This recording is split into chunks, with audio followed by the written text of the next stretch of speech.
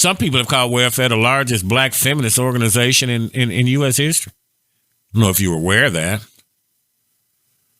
It's been shaped by long-standing traditions and by changing economic and social conditions. See, back in 1870, more than half the nation's adult workers were farmers. When white women went to get welfare, the white man did not have to be out of the house. But when black folks start migrating north and whatnot, they figured out, we got to get that man out of there. So we'll give you a check for you and your kids, but you got to get the man out of there. Remember, they used to come in the house and check to make sure there was no evidence of a man living there?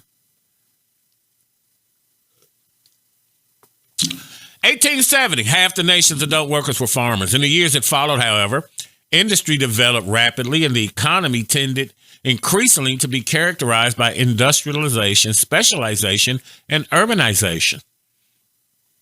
The result was a nation of more employees who were dependent on a continual flow of money income to provide for themselves and their families. White farmers. Local villages and towns recognized an obligation to aid the needy when family effort and assistance provided by neighbors and friends were not sufficient enough.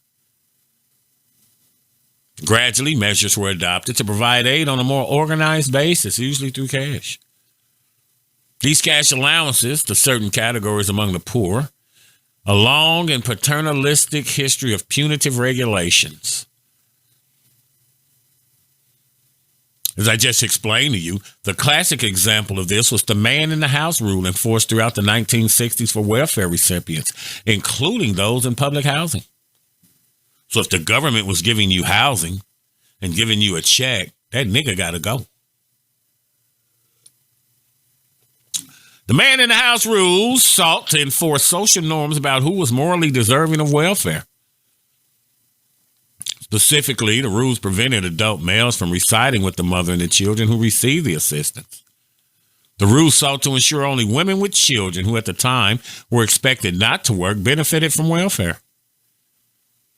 Now, if there was a man in the house, this was viewed as undeserving of assistance because grown-ass black men were expected to provide for their families through work. The man in the house rules enforced through highly invasive inspections forced many families to choose between maintaining welfare support and keeping their family intact. Racist as usual. Everything in America is racist. So whenever white folk tell you, why you always play the race card, every institution